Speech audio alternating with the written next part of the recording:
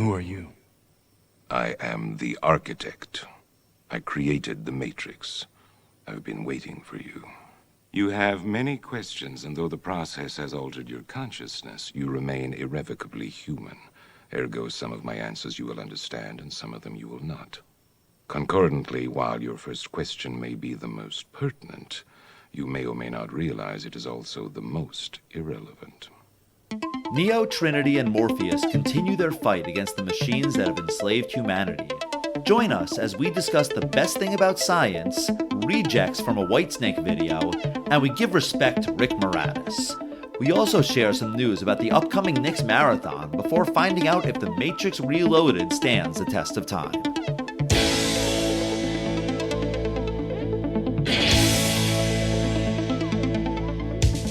Test of time, James and Alan have their say. Do the movies you love still hold up today? James says gladiator with a glut, and Alan says as a father blah blah. It's the test of time, James and Alan have their say. Do the movies you love still hold up today? Test of time, James and Alan have their say. Do the movies you love still hold up today? Hello everyone, and welcome back to the Test of Time. I'm James Brief, and joining me as always, hi Alan, how are you? Alan Noah. That's me. I am doing very well, James. Not joining us this week is Uri Moskowitz, who was here last week when we talked about The Matrix. We were hoping to record this week's episode and next week's The Matrix Reloaded and The Matrix Revolutions with our friend Uri, but he lives in Texas and he left town before we could record those other episodes, and it just didn't work out timing-wise, and sorry, Uri. Sorry we couldn't make that work out. Yeah, it seems that the timing messed with Texas. As we all know, don't mess with Texas. Very, very true. I also do just want to mention in last week's episode, there was some weird audio stuff that happened towards the end there for like 15 seconds.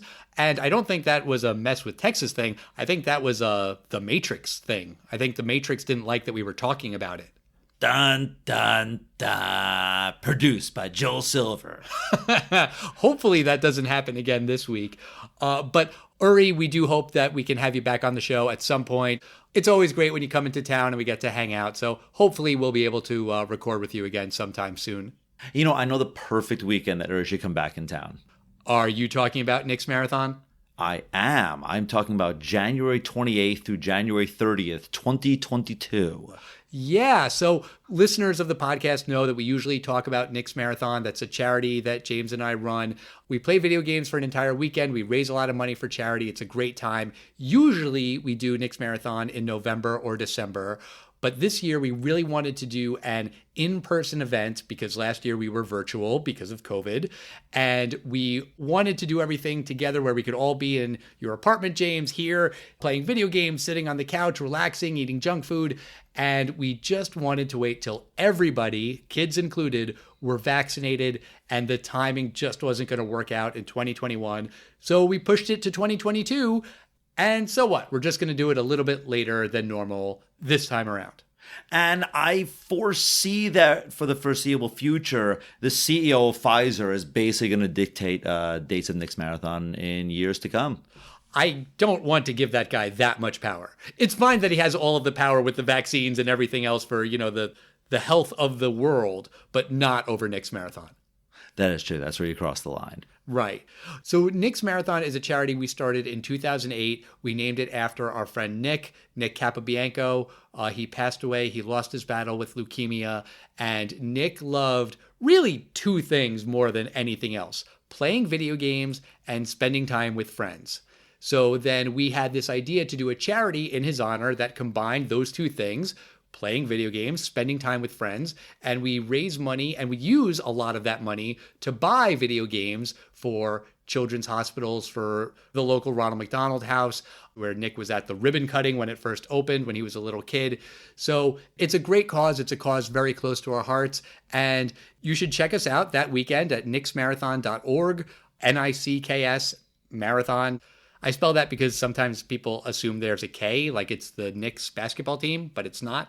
So mark your calendars now. Knicks Marathon, January 28th through January 30th. If for some reason you haven't followed Knicks Marathon on social media, you should. It's at Knicks Marathon on Facebook, Twitter, and Instagram.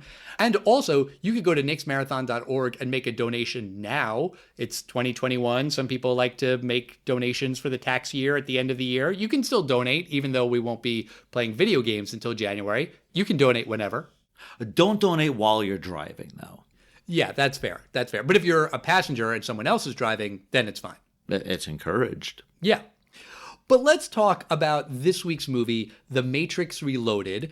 We talked about The Matrix last week with Uri. We're going to talk about The Matrix Revolutions next week, all because of The Matrix Resurrections, which is coming to theaters and HBO Max. And for people who don't remember The Matrix Reloaded, what's it all about? So this is the sequel to The Matrix, and we continue to follow Neo, Trinity, and Morpheus in their battle against the artificial intelligence that's enslaved humanity.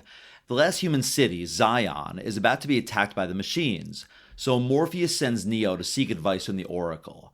The Oracle then sends Neo to find the Keymaker, who will lead Neo to find the creator of the Matrix. But Agent Smith, who was seemingly destroyed in his last battle with Neo, has become a rogue program, replicating himself throughout the Matrix, intent on getting revenge on Neo.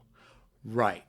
And this movie, when it came out 4 years after The Matrix, was a big hit because people were dying to see it. For the last 4 years, people were obsessed with The Matrix. People watched it all the time on DVD. There were fan theories. Everyone wanted more of this. So when this movie came out, it was a big deal. I don't think I saw The Matrix in the theater. I definitely saw The Matrix Reloaded in the theater.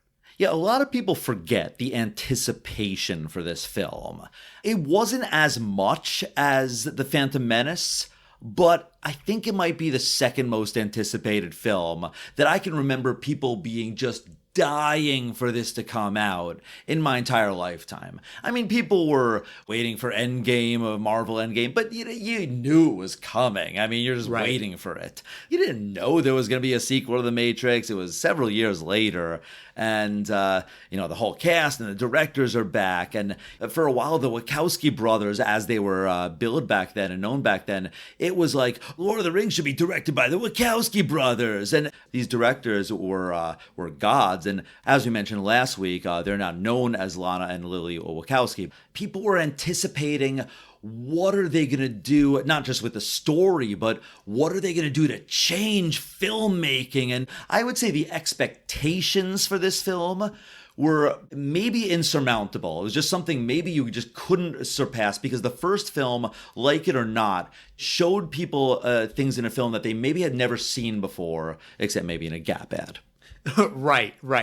It was a smash hit. I mean, the film had a huge budget, $150 million, along with its sequel. They were filmed kind of concurrently, so whether it was actually $300 million to make two films, I'm not really sure. And it opened at number one with $91.7 million.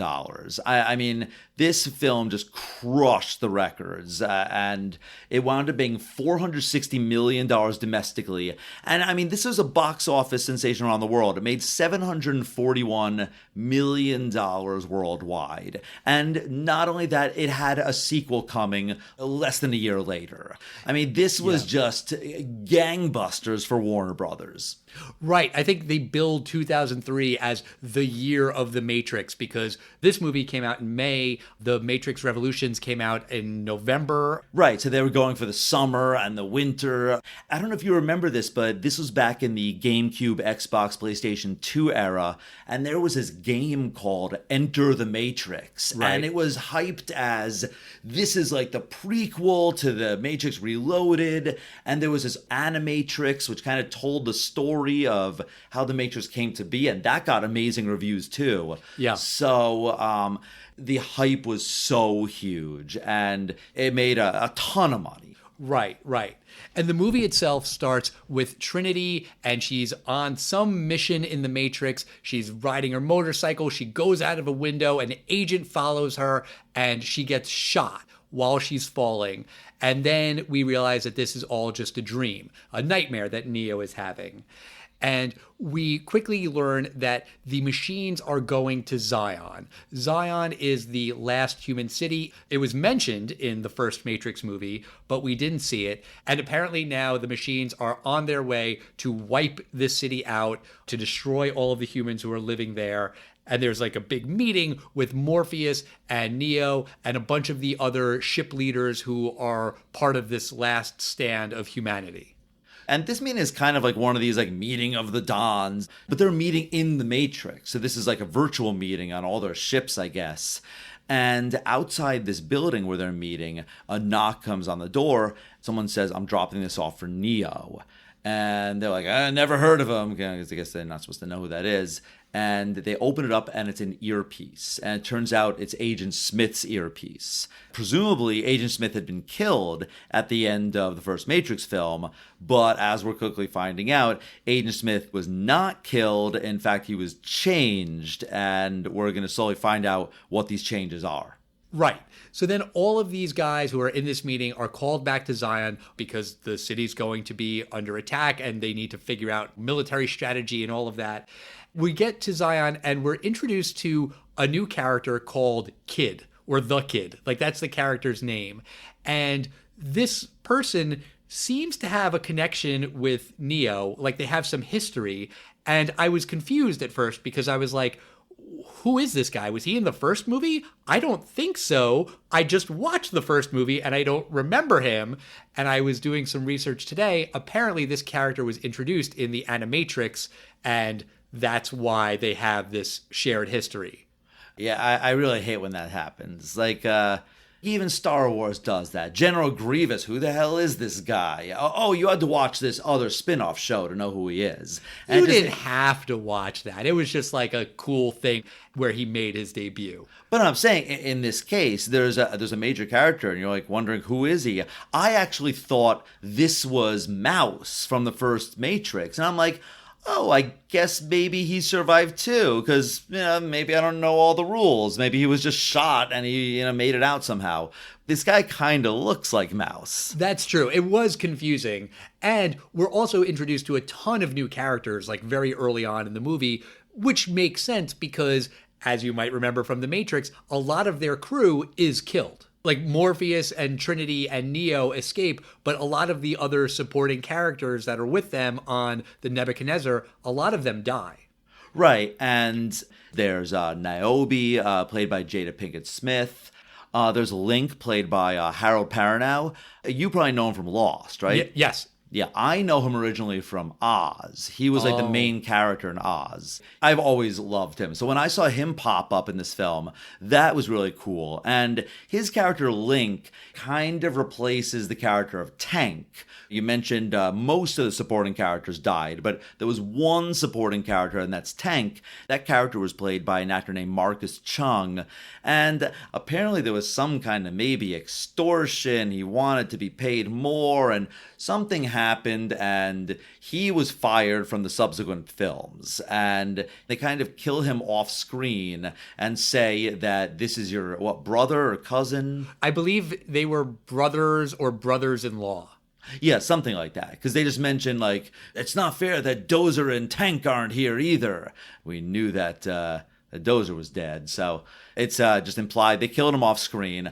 This is a different character, but it kind of takes the place. He does the same thing that Tank had done. Right. And while they're in Zion, Morpheus is butting heads with Commander Locke, who's the leader of the military, and they do not see eye to eye. Apparently, part of the reason they don't like each other is because of Niobe, the Jada Pinkett Smith character, because she used to be with Morpheus and now she's with Locke, and there's some bad blood there. But also, Locke doesn't believe in the One, and Morpheus very much believes in the One. Right, and Locke is played by a fantastic actor. I don't know if you'd ever see him in anything, but this actor's name is Harry Lennox. Yeah, of course. He was in the Superman movies. He's one of the military guys in Man of Steel and Batman v Superman. Yes, he was in the DC films. He's in The Blacklist. He's a great actor, and there's a great exchange between Locke and Morpheus. Locke says to Morpheus, "Not everyone believes what you believe," and Morpheus just replies to him, "My beliefs don't require them to." It reminds me of Neil deGrasse Tyson, the astrophysicist, who said, the best thing about science is that it doesn't require your belief in it for it to be true. And I might be paraphrasing his quote, but I love that thing about Morpheus because he's so committed to it. And I was wondering about that, and I'm like, how does everyone not know about Neo? And, if you think about it, the events of the Matrix are kind of confined to Nebuchadnezzar. Yeah. Maybe it's kind of legend, and as we see, there are definitely people in Zion that are followers of Neo, but it doesn't look like everyone thinks he's that special. Yeah, and there is religious symbolism in The Matrix, the first movie, but they really crank that up to 11 in this movie. When Neo is walking around Zion, he is worshipped. People are like coming up to him and bowing their heads and asking him to look after their brothers and sons and daughters. He is basically a messiah to a lot of the people in this city, Zion. And Morpheus explains to everyone what's happening, that the machines are coming and there's going to be an attack. But don't worry, because everything's going according to plan. There's this prophecy. No need to be alarmed. And also, let's have a party. Yeah, this speech, it kind of goes for that riveting speech that's going to just rile everyone up. And I will say, this speech really showed me how good an actor Lawrence Fishburne is, because I was just not that inspired by it, but he's just so good at delivering it. Yeah. But I remember just being really underwhelmed by it. I don't know about you. What'd you think? I didn't really feel that strongly about it one way or the other. Maybe that's because in my head I was like, oh wait, now the big rave scene is coming up, and I was like focused on the scene that was going to happen as opposed to focusing on the scene that I was watching, which is bad for me to do. I shouldn't have done that.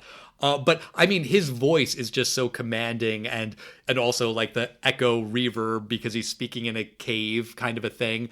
Yeah, like you could see why all those people would listen and be inspired by Morpheus just because of, his presence and his voice and his authority. He is speaking with gravitas. But yes, we just got to talk about this rave scene.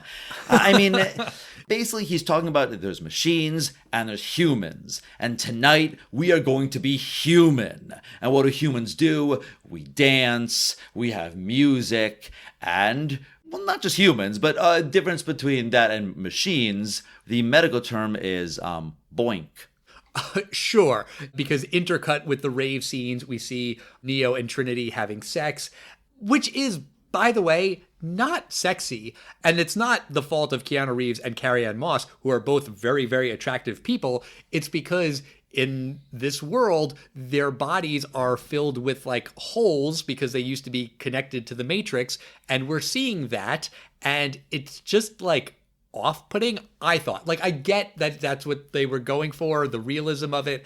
But I just did not find this sexy. The rave scene is way too damn long. And also, like, the people in the rave are grinding and you kind of assume it's like a massive orgy thing. And yeah, you get it that it's the contrast between man versus machines, people versus machines, I should say, but it's just way too damn long. Yeah, this is the part where I'm going to say that I have not seen this film since I saw it in the theaters in Same. May of 2003. Same. So this was the second time I saw this film. I didn't really remember too much of it. So I will say that the rave scene is definitely too long, but I did understand it a lot better. I completely didn't get it. When I saw this in 2003, I was like, get to the Matrix and Kung Fu in 3D.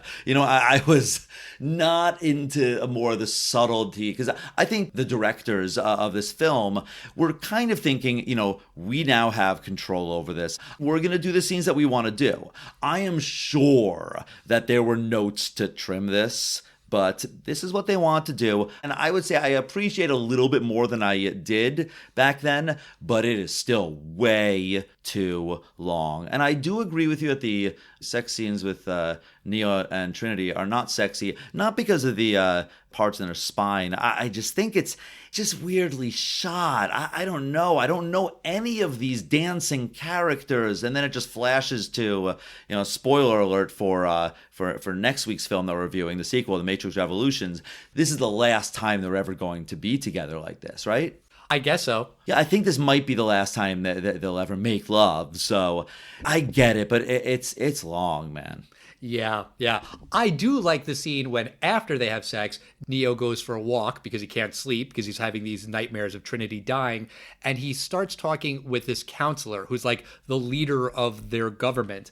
And this conversation I thought was really interesting because what the counselor is basically saying is, while we're down here in this city fighting against the machines, we have machines. And we need machines because they're deep in the core of the earth, and they need machines for air and to purify the water and all of these things. And Neo is like, so the point that you're making is that we are in some kind of balance between the machines? And the counselor is like, no, old men like me don't bother making points. There's no point. And I thought that was a clever turn of phrase. And it does also sort of explain the universe a little bit better in that, yeah, these guys are using technology to fight technology, which makes sense, but it's weird, Yeah, I like this scene. I had no recollection of this conversation at all. And the actor that plays Counselor Hammond, this guy Anthony Zerbe, I thought he was great. The only thing is, unfortunately, his character's name is Counselor Hammond, and this guy sort of resembles, to me, the actor who played the Emperor and Senator Palpatine, Ian McDiarmid, from the Star Wars trilogy. So I looked at this guy and I was like, oh, here he is, talking soft and oh, he's going to be so evil. I just thought, this is like the Palpatine guy. Did you have any feeling like that? No, I just thought he was like a sweet old man. Yeah, I mean, he was great. So I was kind of like, he's going to really turn on him. But no, it didn't turn out that way. I just kind of confused the franchises. Gotcha. But then Neo goes to see the Oracle because that's what Morpheus is saying he needs to do. And this is a long conversation between Neo and the Oracle. And in it, we find out that the Oracle is a computer program, like Agent Smith, like a lot of the things in the Matrix. And Neo's like, well, then should I trust you? Because you're helping me, but why would you help me if you're a computer program? And she's like, well, you can choose to trust me. You can choose not to. I'm going to tell you what I'm going to tell you, and the rest is up to you. And then she also tells Neo that he needs to find the Keymaker. And the Keymaker can bring Neo to the creator of the Matrix, the program that created it all. And Neo's like, okay, fine, I'll go find the Keymaker. But before he does, Agent Smith shows up. Apparently, after Agent Smith was defeated in the first movie, he was supposed to be deleted because he's a program. And when a program is no longer useful or has been defeated or something, it has to be deleted. But Agent Smith didn't want to be deleted, and instead he is now replicating himself all around the Matrix. So instead of just one Agent Smith, there are many, many, many Agent Smiths. And not surprisingly, Neo gets into a fight with all of these Agent Smiths. Yeah, and there are a lot of fights in these films. I thought this one's pretty cool. I think it also maybe goes on a little bit long. Oh, more than a little bit. It's visually really interesting. However, they're kind of like, okay, he's punching him through a wall, but it's Neo, so that's not going to hurt him. And that's Agent Smith. That's not going to hurt him. It's almost like when Superman's fighting General Zod. It's like, okay, you punched him through, up through the ceiling. It's Superman.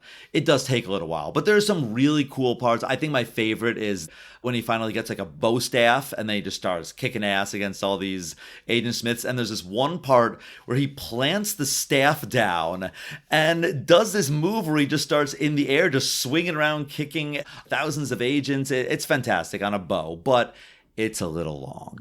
It's very, very long. And you're right. Visually, it is amazing. The technology that they needed to make this scene happen did not exist. They created it just for this scene. I was reading something today that they said to get this scene done would have taken years, but they created all of this new technology while they were making it. It is a feat of special effects. Technically, it is amazing. But yeah, it's very boring because it just goes on and on and on. And the way it ends is with Neo flying away. And why doesn't he do that sooner? He can fly. He knows he can fly. He's flown earlier in the movie. I think Link says, oh, he's doing his Superman thing. Funny that you just mentioned Superman. But yeah, like, he can fly. It's very clear pretty early on in the fight that it's going to be a stalemate. Why doesn't he just leave? I just think that this scene would have been so much cooler had they sprinkled all that really interesting Agent Smith lore, had they sprinkled that throughout the fight. I think that would have been great. Like, you know, there's a couple times when he has him in a headlock and then explains, they tried to delete me, but I didn't want to. And then they fight more, and at least there's a reason to watch it again for the plot. And, you know, in the first film, the fights meant something. You had to watch this kung fu. You have to see how he can do it. And this fight, this is where Neo can finally be fast enough to overcome them. And you're going to see the gymnastics, what they can do in this scene, you know? Right. You also raise a really good point about the separation of exposition and fighting. Those two things are very, very separated in this movie. And what preceded this fight was a lot of talking between Neo and the Oracle. And what follows is a lot of talking with Merovingian, who is the keeper of the Keymaker. He is his prisoner. And he is this Frenchman, but not really a man, a program, like a lot of other characters in this movie. And he refuses to give up the Keymaker, basically by saying that there's really no reason for him to do it. Neo is just there trying to get the Keymaker because the Oracle told him to, and he pontificates about choice and free will and cause and effect, and it is a lot. It is a lot of really pretentious dialogue. Yeah, and, you know, this character, Merovingian, I think he's an intriguing character, but this scene also introduces us to Persephone, the Merovingian's wife, played by Monica Bellucci, which is very interesting that programs would find themselves to have some kind of partner. I think that in and of itself, I was thinking about that a lot, and they don't really explore that.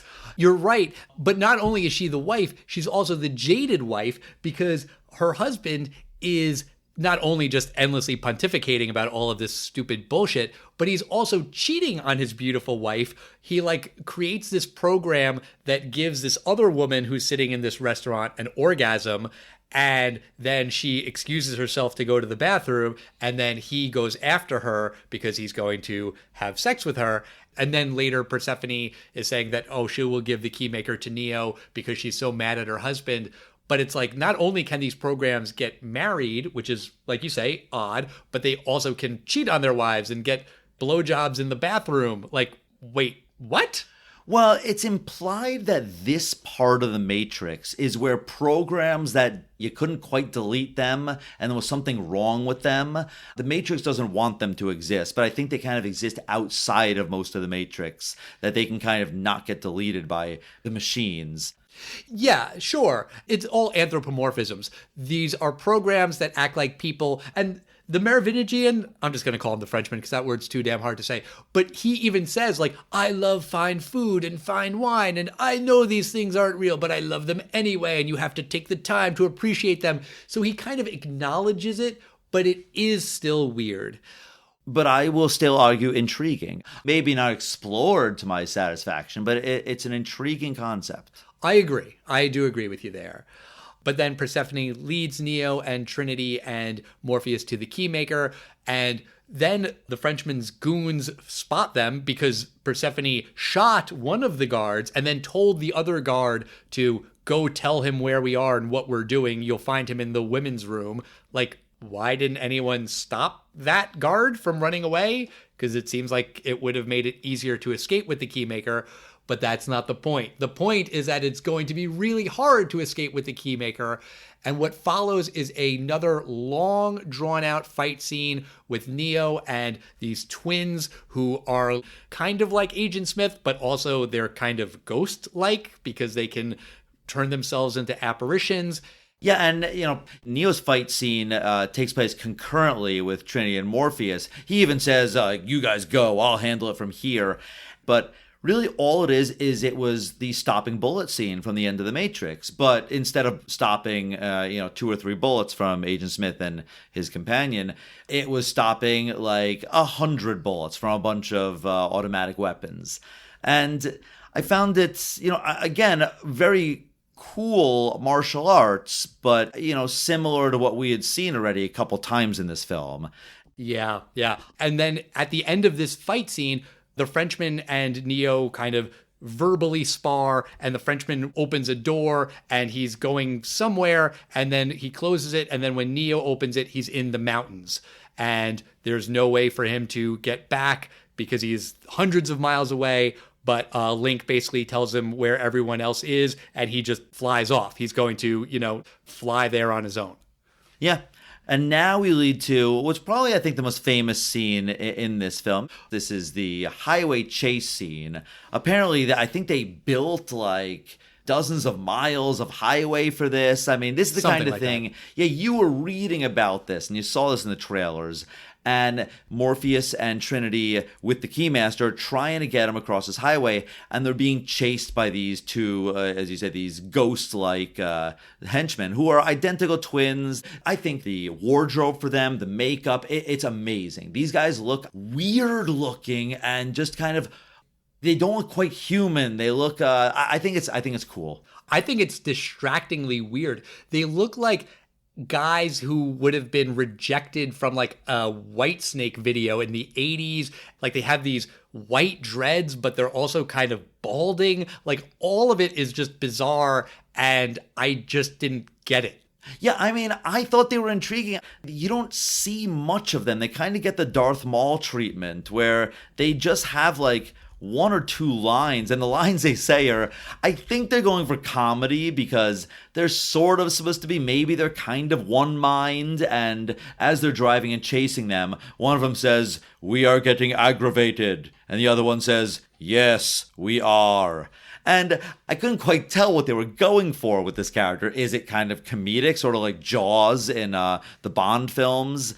Maybe. I feel like I read something before this movie came out where it was like, if you thought Agent Smith was a big deal, wait till you meet the twins. And they're supposed to be like this next big foe. And they put up a fight, but then Morpheus blows them up. And maybe they're dead, maybe they're not. We never see them again, so you could assume that they die. But the bigger problem, I thought, was that the entire freeway chase scene is way too long. And I appreciated it because, like you said, that fight scene with Neo before this, it was like just another Neo fight scene, more stopping bullets, more flipping off the walls and stuff, which is cool. But we've seen it so much, even in this movie. It's what we saw when he was fighting Smith. And at least this is something different because they're on a freeway, but it still is just way too damn long. They're showing off. They're showing off what they can do. The filmmakers, I mean, like that they built this stretch of freeway and that they can do all of these amazing stunts. And it does look cool. But I think this sequence is like 25 minutes or so, something like that. And after a while, it's like, come on, let's just get to it. I was just kind of trying to admire how much work and detail went into every little, like, wow, they're focusing on the ripples in the explosion on that big 18-wheeler there. I just kept going like, whoa, and whoa, with that motorcycle stunt. And I thought it was really a fascinating spectacle visually. This highway scene really had a lot of anime-like characteristics to me. Like it was a live-action anime. There's a great explosion at one point where you see the slow motion as parts of the truck are slowly melting inside this explosion as it's slowly creeping up. But it has really zero plot. Yeah, it's a lot. It is just a lot. Neo eventually saves the day at the end of this highway scene because Morpheus, the Keymaster, and Trinity, they are on this truck. They've blown it up. They're about to die in this truck explosion. And Neo flies in. Link is like, something's coming in faster than anything I've ever seen. He does manage to catch him, and he saves the day. He does. So now that they have the Keymaker, And by the way, you keep calling him the Keymaster. That's from Ghostbusters. Keymaster and Gatekeeper in Ghostbusters. That's true. Respect to Rick Moranis. Indeed. But they have the Keymaker, and so in order to get to the creator of the Matrix, which was their plan from the beginning, they need to go into this one building, and some other guys need to shut down a power plant so they can knock out the power over like several city blocks, and another team needs to go and knock out the backup generator. So there's 3 of them because 2 other ship captains have gone on this mission. One of them's Niobe. And by the way, Locke was very upset that the council said that 2 other ships could go. And I was kind of like, he's losing 3 ships. And like Zion's under attack by, I think they say 250,000 Sentinels are coming. And he's worried about losing 3 ships. Seems like a drop in the bucket. But then I was reading something today that apparently they only had 12 ships. So that's, 1/4 of their army. So I kind of get that then. But unfortunately, one of these teams is killed by Sentinels in the real world, and so therefore their team is taken out in the Matrix, and Trinity has to go in. And Trinity promised Neo that she wouldn't go in because Neo told her that he has this dream of her dying, it's worrying him, and he doesn't want her to have anything to do with this mission. She agrees. She says she'll sit it out, but when the other team goes down, she has to go in because otherwise the entire mission won't work. But then once she does go in, it plays out like Neo's dream, where she is on the motorcycle and she's in the building and then, pursued by this one agent, and it's all playing out as he had foreseen. Exactly. And Neo and Morpheus, they, along with the Keymaker, I'm sorry, the Keymaker, there's a bunch of Agent Smiths that are after them, but they're finally able to get to this one special area, not before the Keymaker is killed, but Keymaker is able to give Morpheus and Neo 2 final keys. Morpheus, the key he needs to get on with his mission, and to Neo, he gives him the key to get to the maker of the Matrix. AKA the Architect. Yeah, this was the scene I was waiting for, just kind of, all right, give me the mythology of the Matrix. I want to hear the story about it. I want to hear what it is. We got a little of it in the first film when Morpheus showed Neo on that little television screen what their side of the story was, but now we got to hear the Matrix's side of the story. And this guy calls himself the Architect. Do you know who was who was offered this role? And it will make perfect sense. Yes, it was offered to Sean Connery, but he didn't get it. And I think this was around the time he had retired from acting anyway, and he was just like, nah. Another role he said no to famously towards the end of his career. I forget. Oh, probably cost him $100 million or so. What? Gandalf. Oh, okay. I don't know that I knew that. Interesting. Yeah. So the actor, I think he's a very good actor that plays the Architect, but he looks like, get me Sean Connery. Sean Connery's not available. Well, then get me an actor that looks just like him and can act. And, this guy basically explains the Matrix, how essentially something that Smith had mentioned in the first film, that this is not the first version of the Matrix. The first version was this utopian society, but the human crops, or they call them crops, they couldn't take this utopia, and there had to be suffering for humans to think that this is realistic. And, another intriguing concept. But the Architect explains to Neo that this is actually the 6th version of the Matrix. And not only is this the 6th version of the Matrix, but this is the 6th version of Neo, and there's always a Trinity, and this stuff is going on and on and on. The Architect seems kind of almost bored by it, because he's like, you're going to make this choice, and I know exactly what you're going to do, and, the machines are eventually going to win. Well, he doesn't really care which choice he makes, and we should explain what the choices are. He can go through one door and he can go to the source code, which is going to reboot the Matrix. And what he'll do is he will then choose a handful of people that will repopulate Zion, and the cycle will start anew. But if he goes through the other door, then he can go and save Trinity, but then he is going to basically cause the system to crash. All the people who are connected to the Matrix, like all of those pods we saw in the first movie, all of those people will die, and the machines are going to destroy Zion, so all of those people will die, and it'll basically be the end of humanity. And Neo is like, well, you can't do that because the machines need people for power. And he's like, there are levels of loss we are willing to accept. Are you willing to accept that? Yeah, I love that line. It's great because all you need is one machine, basically. You know, like a Wall-E kind of thing. Just wait it out 1,000 years, 2,000 years, then just rebuild us. Yeah, I mean, it's a huge decision that he has to make in a second, and apparently all of the other Neos chose to reboot the Matrix, but this Neo doesn't. He goes after Trinity, and the architect is kind of like scoffing at, oh, well, I guess because of love, how stupid. But also, we should mention that while he's explaining all of this, he's using words like vis-a-vis, therefore, ergo, concordantly. He's pontificating, he's explaining these things in complicated language. It is not at all like the scene in the first Matrix movie when Morpheus explains to Neo what the Matrix is and he holds up a battery. He says, this is what people are. And then Neo gets it and the audience gets it. This scene confused people. It was just a lot of like, wait, what did he say? Huh? What? Vis-a-vis what? It's confusing. And it was parodied brilliantly by Will Ferrell playing the architect for like the MTV Video Music Awards or Movie Awards or something. Ergo, open your yapper one more time and I'm gonna architect a world of pain all over your candy ass. Ergo!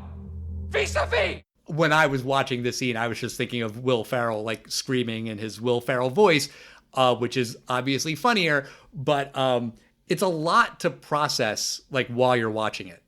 Yeah, it does really give you a lot of stuff, but Neo does make a choice, and he chooses not to go into the source code like his predecessors had, and he is able to fly and save Trinity, and he's able to catch her before she hits the ground. However, he's not able to catch her before the bullet penetrated her abdomen, so she still has this seemingly fatal wound, and he takes her to the top of a building, and that's where Trinity dies.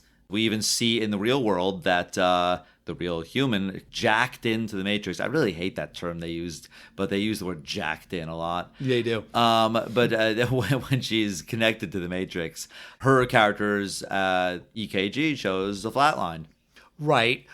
But then Neo is able to bring her back. He like sticks his hand into her body and restarts her heart, which is maybe a Matrix superpower, but also it's the exact same thing we saw in the last movie where one of these characters dies and then the other one brings them back with love. Exactly.